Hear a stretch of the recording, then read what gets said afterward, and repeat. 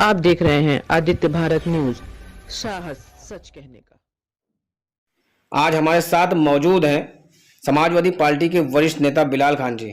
मैनपुरी चुनाव, इसमें सब लोग की नज़र है, हर आदमियों की नज़र लगी हुई है, खासकर नेताओं की नज़र लगी हुई है। मैनपुरी चुनाव डिंपल यादव लड़ रही हैं और चाचा भी साथ में आ चुके हैं। तो इसी मुद्दे पर बात करने के लिए हमारे साथ मौजूद हैं बिलाल खान जी। बिलाल खान जी, सबसे पहले तो आपका बहुत बहुत स्वागत है। बहुत बहुत धन्यवाद आपका अजय मिश्रा जी। आपका सवाल बहुत अच्छा था कि चाचा भी हैं साथ में, और मैनपुरी चुनाव हम आपसे बता दें कि नेताजी का जीवन बीत गया जनता के बीच में, और आज नेताजी नहीं है। सबसे पहले मैं उन्हें विनम्र श्रद्धांजलि अर्पित करता हूँ, लेकिन मैनपुरी की जनता उन्हें सच्ची श्रद्धांजलि देगी आदरणीय डिंपल जी को जिता करके। जैसे कि चाचा जैसे सपोर्ट में गए, और एक तरफ चाचा ने बयान भी दिया था कि बहू ने फोन किया, हम चले गए। तो क्या फोन का इंतजार अभी तक किया जा रहा था?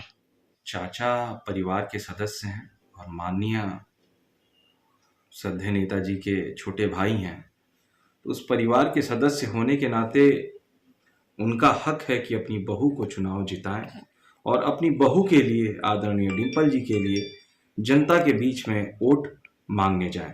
तो ये उद्देश्य है।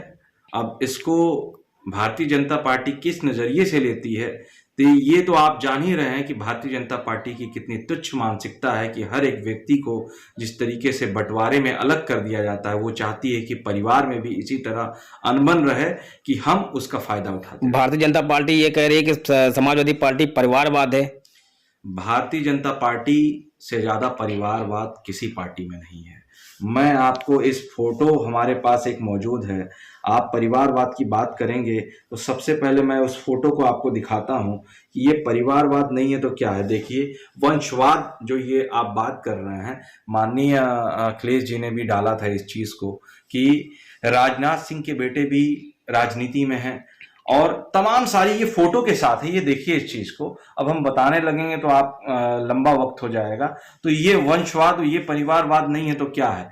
एक शिवपाल जी के आने से और पार्टी में मजबूती से चुनाव लड़ने के लिए, वोट की अपील करने के लिए, क्या ये परिवारवाद है? ये परिवार का एक हिस्सा है। आदरणीय शिवपाल जी उस परिवार के एक जिम्मेदार व्यक्ति हैं, एक गार्जियनशिप के नाते अपनी बहू के लिए वोट मांग रहे हैं, तो वो परिवारवाद उसको नहीं कहा जाएगा, उसे परिवार को साथ लेके चलने वाला व्यक्ति कहा जाएगा। ठीक है, ये सब समय समय पे भारतीय जनता पार्टी के लोग एक दूसरे के परिवार में लड़ाने का काम करते हैं और इस्तेमाल करने का काम करते हैं। ये समाजवादी पार्टी है, सबको साथ लेकर के चलने वाली पार्टी है। ये तुच्छ मानसिकता वाली पार्टी नहीं है जिस तरीके से भारतीय जनता पार्टी है। उत्तर प्रदेश के मुख्यमंत्री योगी आदित्यनाथ का कल उन्होंने प्रेस में कहा था कि चाचा जैसे फुटबॉल होता है, पेड़ बोला था उन्होंने। तो इस पे आप क्या कहेंगे? देखिए, ये चाचा फुटबॉल, पेंडुलम जो शब्द का इस्तेमाल किया था आदरणीय योगी आदित्यनाथ जी ने, ये आपको बता दें कि राजनीति के मायने में योगी जी चाचा के सामने एक बच्चे हैं अभी।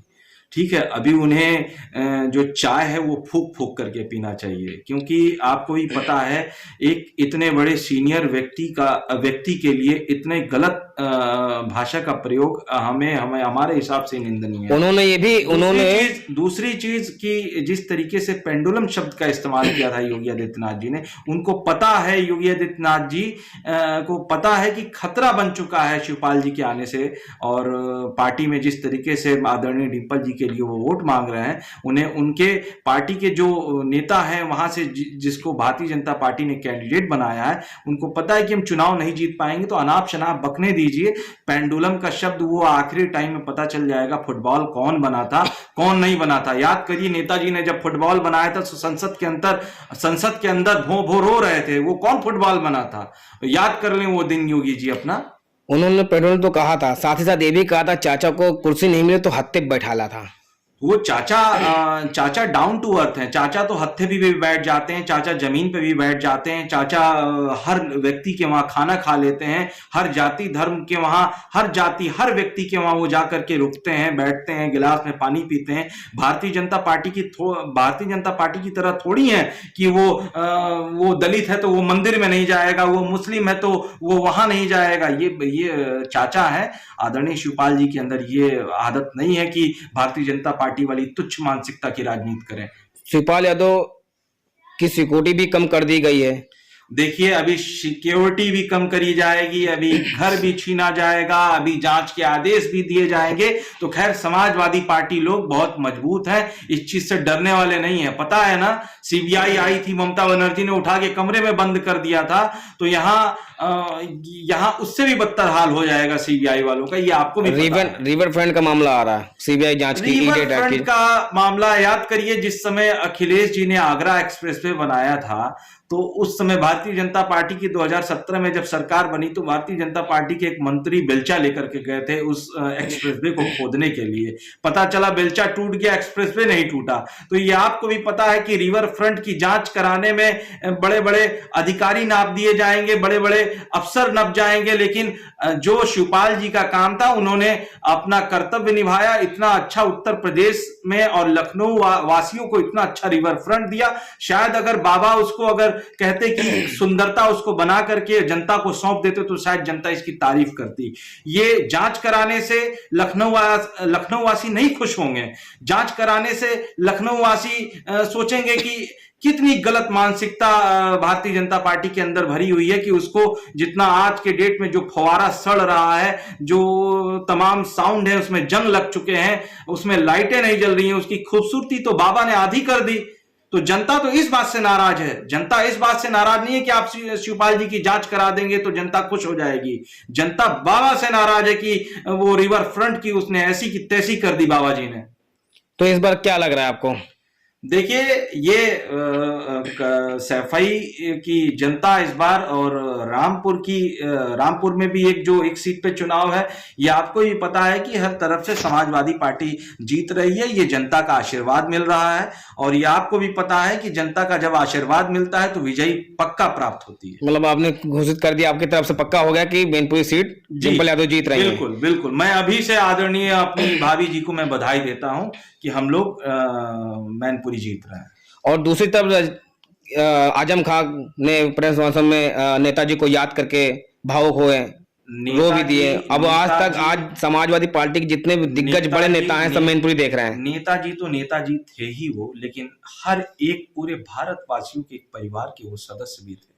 ये आपको भी पता होना चाहिए कि नेताजी सबको नहीं कहा जाता है। एक सुभाष चंद्र बोस जी को ही नेताजी कहा गया, एक माननीय नेताजी को ही नेताजी कहा गया। सबको लोग नेताजी नहीं बोलते हैं, क्योंकि वो सबसे प्यार करते थे, सबको लेकर के साथ चलते थे। हमको लगता है शायद जिस दिन उनका देहांत हुआ था, और मैं उस चीज को नहीं कह पाता हूं, जब उनके बारे में सोचता हूं तो आंखें भर आती हैं, लेकिन जिस दिन उनका देहांत हुआ तो शायद पूरा भारत रो रहा था नेताजी के लिए। आपको ये पता है। धन्यवाद।